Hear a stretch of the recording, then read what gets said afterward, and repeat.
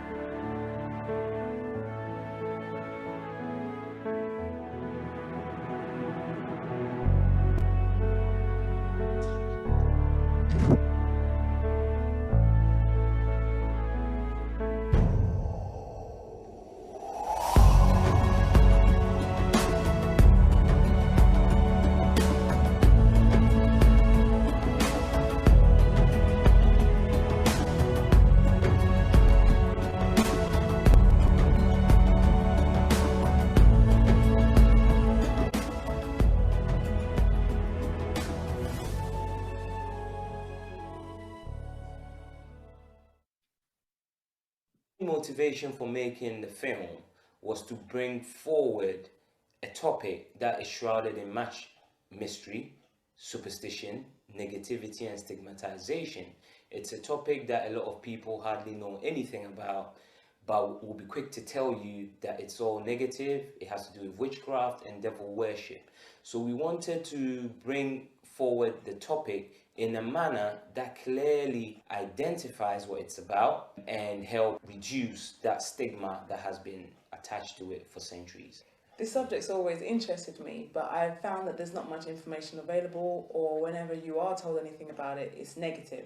So for me, it was quite important to find out what it really was about and just kind of learn the ways of my ancestors, really, because I just refused to believe that all they were doing was negative. And as we've come along our journey, and even the research I've done before the film, it's proved to be the complete opposite of what we've been told. And Ancestral Voices does a phenomenal job. I encourage people to understand that these are the steps that we have to take to research and to rescue and to restore our great legacy.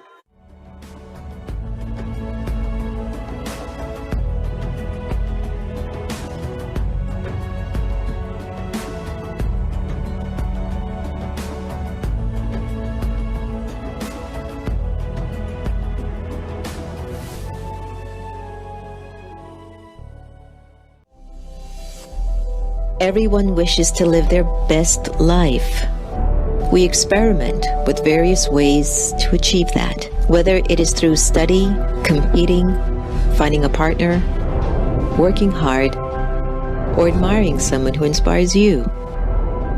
It is the quality of our inner being that does it all, or grapples with fulfilling life's calling.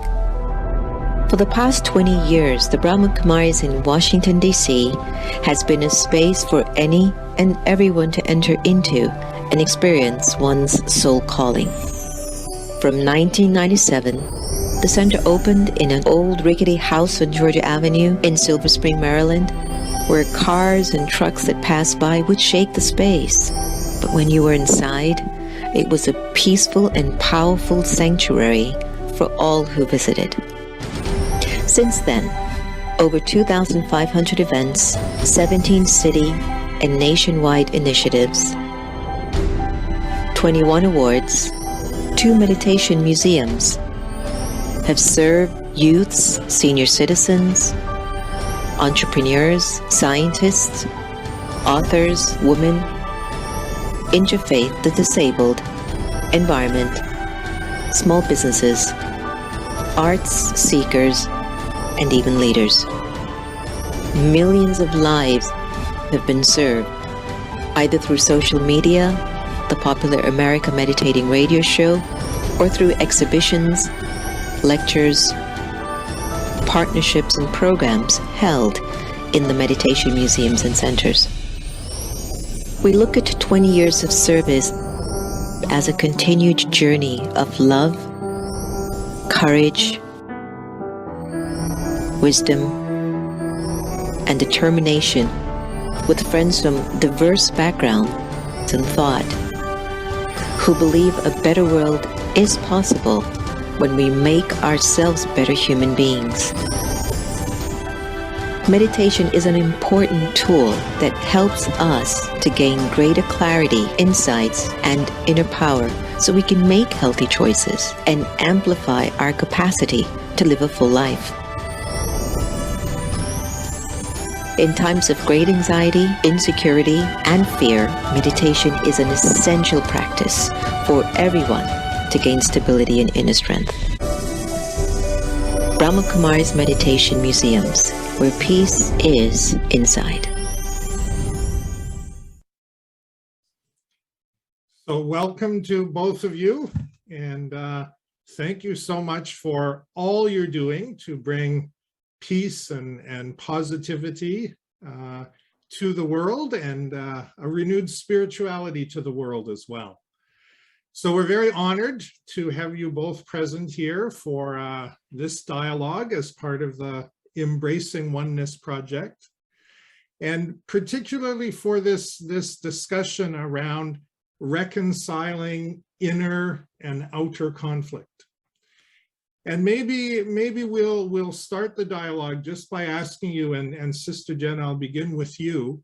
When you think of your own spiritual journey, what would you say it is that has brought you here for this discussion today? And how is this topic of reconciling inner and outer conflicts particularly relevant for you? I have to tell you, the first thing I felt when you asked me that question is from disco to meditation. That's how I got here. But anyway, hi everyone. Om Shanti. It is so nice that you all have taken the time to join this segment. It is something that's very near and dear to me. And I think regarding David's query, I think we're all struggling with something on the inside. It could be the color of our skin. It could be the way our hair looks. It could be our features. It could be whatever, our language, whatever it might be. But there's something that's just not settled inside of the soul. And even though I didn't think I wasn't settled inside of the soul, I found myself having mystical experiences between, and I guess they started first at about 6, but they amplified at about 19, and on 24. These were the 3 years that I remembered, very deep mystical experiences, where maybe on the outside people would say, what is that kind of a hocus pocus? I go, I don't know what's happening to me. I'm just feeling something that's awakening in me to look through my eyes with a different interpretation. And here I am, 30 years later, looking through these same eyes, but as a different person. And I think when I look at Verona's work and what she's done, imagine her highlighting the importance of thought power in a culture in which they've thought of it as something so negative, that when that understanding seeps in and we start to look through those same eyes, we have a different interpretation. So what has happened for me is I'm in the same house, same body, but the experience of the owner inside of that, or the tenant inside of that structure, has changed. And it has changed because of meeting all of you, and my encounters with each person has helped to change me. It has changed because of an introduction to the divine that I was offered, many, many years ago, of the energy of God being pure and unlimited and light and available. And it has changed because I've seen so many great samples in front of me, next to me, behind me, whether they were in my spiritual community of the Brahma Kumaris or just friends that I know in different traditions. I've witnessed great examples of people. So I think all of that, David, contributes to why I'm actually sitting here with all of you and preparing for this time together. But I do invite all of you to really settle into the narrative and the vibe and the feeling that the coordinators have really put together this program. It's put a lot of intent in it to help us to find more clarity. So when we look through these same eyes, we'll see things with a brighter light. Thank you. Lovely, Sister Jenna, to get us thinking deeply about these things. Verona, what about for you, reconciling inner and outer conflict? What on your journey do you think has brought you to this place today? Good question, David. I think what brought me along this journey was reaching a point in my life where I had to start questioning my reality. And that particular moment happened for me in the year 2001, which was 20 years ago now. And there was a series of events. One of them was the passing of my dad. Up until that point, I never had any kind of spiritual experiences. But in that incident, I dreamt that he was going to pass about 3 nights before it happened. And I actually woke up, I told my mum about it. And she was like, oh, don't worry, if you talk your dreams, it's not going to come to pass. But in that particular situation, it did. Another significant point that year was I had my first experience with a psychic. And so that opened up my mind to the reality of a spiritual realm that I didn't really question up until that point. And the final trigger in that year was 9/11 happened. And I remember, out of everything I've ever witnessed in my life in the social environment, something about that event triggered something in me. And I remember watching it, feeling like, wow, this feels like a Hollywood movie. Like, how is this really happening?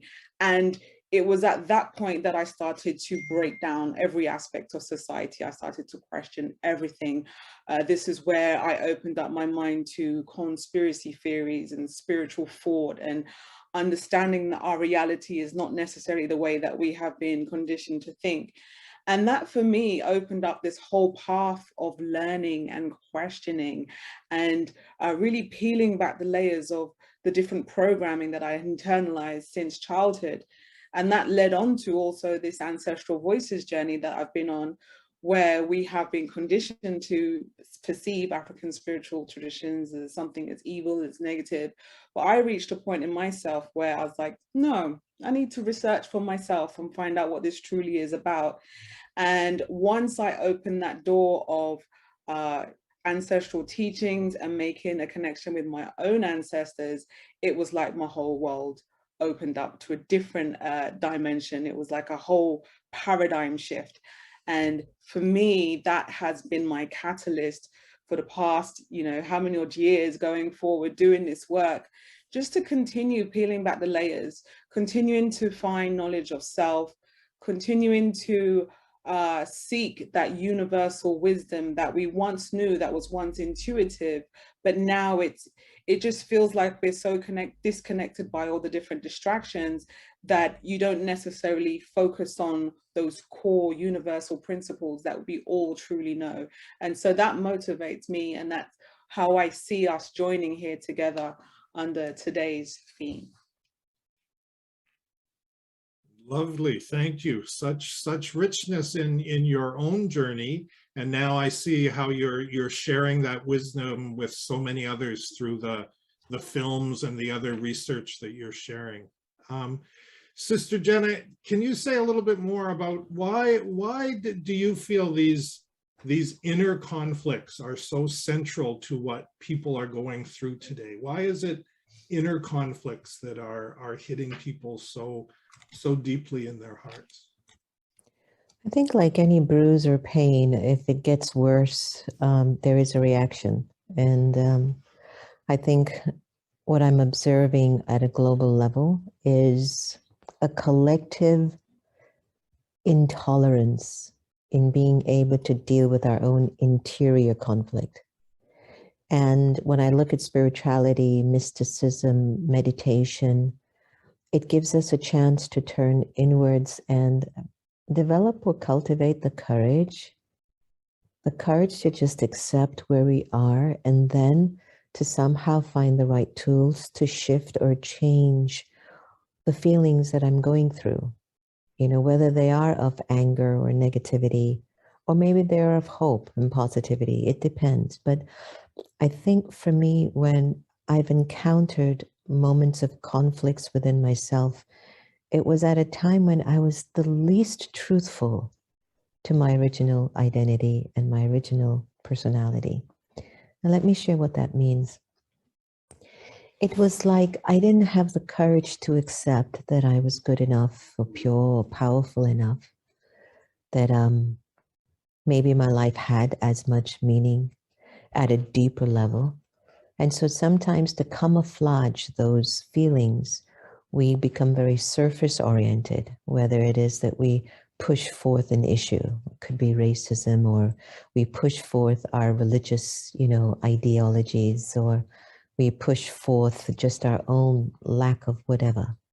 We try to show our worth by our designer bags or designer clothes, or we pump ourselves up in conversations and bore people half to death who have absolutely no interest in hearing your illusions. And so I feel that what we're witnessing now is a great moment. It's a watershed moment where the amount of isolation and solitude that we've received, where it's scaled back all the external activities that we've been so accustomed to, that we're forced to go inside behind our eyes and ask ourselves the right questions. What would I be if I was not attached to my personality? And I ask myself that question a lot, because my personality has a mixture of two levels of consciousness. There's an acronym that I use quite frequently, ALGE. A for anger, L for lust, G for greed, A for attachment, and E for ego. And for whatever reason, whenever that quality of thought or that emotion or that attitude or personality is activated in my consciousness or subconsciousness, I'm in such a battle with myself, man. Because everything inside of me knows I'm not that. I really am not an angry person. I'm not a greedy person. Attachment isn't the way. Love is the way. And so I feel that the conflict is good at times because it will initiate you to do something. It will initiate you to say, I can't live in this pain and suffering anymore. And especially when you bump into a person that seems so happy, or when you hear a conversation or hear a teacher tell you something that is truth to power, and you get a chance to look into the mirror of what they've said, or you look into the mirror of the beauty of that person in front of you, it changes you. And there's something in you that says, I've got to end this struggle. And even with racism or the way that politics is now, especially in the US, and maybe just the way of the world right now, we're being offered this opportunity to go deep within and know that you have the courage. That's the funny thing. You actually have the courage to be able to look deep inside of yourself and accept whatever your condition is. If the algae is what's feeding your personality, detach from that. Because the opposite to algae is the most beautiful personality. So I remembered learning this, everyone. Instead of anger, the opposite to it was peace. So when I started to observe that I can get what I want if I could just be not conflicted and come from my truthful self, I saw the results were different. Instead of lust, there was purity. I didn't have to see the worst in the situation. Instead of greed, I think I have enough. I think I've got it. Instead of attachment, love is the way. And instead of ego, let there be truth or wisdom falling through my lips. So I think the conflict is just in everyone right now because we're not showing up with the beauty that we really are in the way that we were originally sent down with just beauty, purity, love, lightness. This morning when I woke up, I was saying, you know, I ask this question a lot. My friends who know me very well know I'm a consistent question asker. What is this life? I've had 1, 2, 10, 20, maybe 30, 40, 50, 80 maybe. All right. If all of those experiences are living in me, what am I supposed to be doing now? And I keep getting to the answer, be happy. Live your life based on the truth of who you are and enjoy your happiness. So I think that the conflict is a good thing, David, to answer your question. And I think that the conflict is helping us to reach to a place of truth and to let go of the feeding of the algae in the personality. And we're becoming more comfortable with detaching from the old personality because there are a lot of good people showing up in our lives. And I could feel the energy of God's light becoming more present everywhere in our lives. And so it's giving us that mirror, man, that mirror that the whole world is looking at right now and just needing to make the shift. That will definitely happen, whether with love or with tragedy, like Verona, 9/11, right? I remember that day so well. It was tragedy that woke us up. So in the same way, the conflict or the inner struggle might be the means, David and everyone, to help to wake us up and have us move towards the light of our personality. Does that make sense? Yeah. Very much so. And Verona, I saw you nodding through this. What resonated with you and what would you add in terms of interior conflicts? Yeah, I think Sister Jenna nailed it on the head there. Last year definitely was an opportunity for all of us to shut off our external environment, to make a break in our routines, you know, these routines that we've been locked in for so long, you know, that sort of 9-to-5 program. When you stop that and all you have to do is think about yourself, it's like your eyes are closed, you're now reflecting within. Now you're challenging yourself, you're thinking, oh, am I happy with my life? You know, am I used to these cycles? Am I actually feeling any pleasure? Do I want to continue in the way that I have been? And it gives you a chance to reflect on self. And a lot of the reason why we don't deal with conflict or even realize that we have problems is because we're so busy in this rat race that we don't even have time to really address who we are beyond this external physical reality. And what is really important to understand is there's a spiritual aspect that is always in correspondence with this physical reality, but we tend to just focus on the physical. Whereas last year gave us that opportunity to spend time within. And for many people, it was a time of big conflict, not even because of what was happening outside, but because just being stuck with their thoughts was turmoil for them, because they've avoided that process for so long. For many people, it was like, what am I going to do? I can't stay in the house. I can't focus. I don't want to deal with issues from the past. But this is how we heal. This is how we address conflicts by acknowledging what's going on. And for many people, it's not something that is done. So when that opportunity presents itself, it's very uncomfortable. But we have to move through that state of being uncomfortable to acknowledge what we're feeling, so then we can begin the process of healing. So I feel that, as Sister Jenna said, once something externally may seem like tragedy, it does present the opportunity to really reflect on why we're here. If we look into African spiritual philosophies, we're not just born to live and die, we're actually here with a purpose. And I feel that what we're all facing now in our collective realities is to really reflect on why are we here. We're not just here just to, go to work every day, have children and then die, and then that's it. There's a purpose. And so I think what we're being presented now is that chance to really ask questions, to dig deep within ourselves, to find out what is our passion, what has brought us here, why are we here at this particular time witnessing these events. And with these events happening and the way the world is, can we be true to our authentic selves and honor that aspect of ourselves?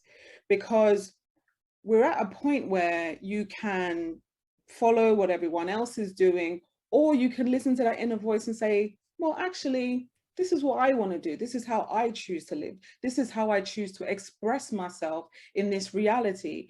And I think now we're breaking through all of those labels and barriers and all these differences that are put against each other. There's a lot of conflict that I would say is actually encouraged to have people pit against each other. So when you're in conflict, you're taking time from yourself and not reflecting on, but what do we have in common? What relationship do we have? How can we actually unify and work together?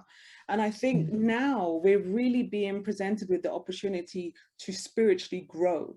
I mean, since last year, I've been saying we have been collectively going through an initiation process. I feel like we are all being initiated right now. And with any form of traditional initiation, there is a form of fear that needs to be overcome. And I think it's about being able to stand in the face of what's scary to you and say, do you know what?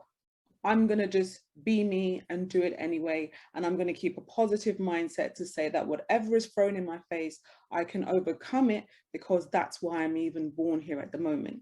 There's no way that I would be put here at this time if I wasn't equipped to deal with it. So I see this opportunity as a chance for us to step out of the shell, to step out of this false creation that's been put on us since day one, to really acknowledge who we are, to acknowledge our divinity, to acknowledge our internal power, to acknowledge our ability to impact change in our outer reality. And if we want to impact change in our outer reality, it always begins with self. And so how we perceive ourselves, how we think, how we treat and address other people as well as ourselves is really important to start making those necessary changes. So what may seem as turmoil for many people, I think is actually our opportunity to grow. And whatever we are not happy with in our present lives, now is giving us that opportunity to address it so we can evolve and grow just like a flower does from the soil. Beautiful. I want to jump in here and share something. I don't know if you all have been keeping up with American stories, but we entered through this period during the pandemic last year where a man by the name of George Floyd his life was taken by a police officer with a knee in the neck. And people were telling me, oh, you've got to see the video. It's so heartbreaking. He kept calling his mother and I can't breathe. And I chose not to see it. And the reason why I chose not to see it, I says, I need the power to move through and break this sort of an anger and hate that we keep witnessing every day. One. The second thing was I was so struck by the way folks who were not Black Americans, but who were of other races who rose up and says, this is enough. So it was very interesting how we were able to witness maybe one of the worst scenes of interior conflict okay? And I wouldn't say it was just a police officer, but it really is a collective, and it's somehow the destiny used him as the example, and it used George, but it woke up an entire country during a pandemic. Nobody cared anymore about COVID. They were like, no, this is not right. So their better angel, Verona, and everyone rose up. And what that tells me is that at the end of the day, each and every one of us have the power to rise up from our own interior limitations, because we know what is right. We know where the light is. And if it's something on the outside that consistently tells us that's not the way, that eventually we have to, and we will find that interior light to say, let me serve the truth of what the soul is in me, or who the soul is that I am. Perfect, beautifully stated. Yeah, so we have 5 minutes or so left in this Okay. dialogue, and then you're both together with us for the afternoon, and hopefully we'll join some of the workshops that are looking at this same theme. It's interesting, you both talked about, you know, how conflict is around learning. It can be a good thing. So maybe the question about reconciling interior conflicts is not even the right question to ask. Well, could you each say a little bit, maybe Verona, you can start, about what would you suggest to people is a first step of realizing that conflict, interior conflict, is a way that they can learn and grow and begin their spiritual journey? I think it starts with being honest with yourself and having that willingness to even want to make change. And one of the greatest steps that I would recommend anyone to do is actually just dedicate time to your own personal healing. So whether you choose to do meditation, whether you choose to spend time in nature, at your altar space, whatever that looks like to you, as long as there's that time for self-reflection, it's really important, because that allows you to start to dig within and to really address some of the issues that lie within yourself. It's also worthwhile having a look at the things that upset you. Where are your emotional triggers? Why do you get so upset if you see a certain person or someone says a certain things? It's really important to understand where they stem from. And usually they have a root in childhood or some kind of experience that we've had, that even though we may have grown up and think that it's not a problem, it often still is. But we only get to that stage of understanding when we actively take time to acknowledge ourselves. For me personally, one of the biggest roots of healing has to be to create a relationship with my own ancestors. I feel that by doing that and building that relationship with them, it's allowed me to develop a greater sense of intuition and to be a lot more connected to myself on a spiritual level. And this can take place in simple ways, such as lighting a candle in their honor, or pouring libation, which is the act of pouring water in their name, and making a prayer to them and inviting them into your life to help and guide you. This is something that anybody of any spiritual faith can do. But for me, that was an act of DNA activation, which allowed me to start tapping into the greater levels of myself, which from then has evolved into many different ways of spiritual knowledge, and just trying to become a better person within myself and growing beyond this kind of physical limitation that I think many of us are under. Thank you so much, Sister Jenna. Depends for me, like where the conflict is. Sometimes it's easier for us to start from the outside.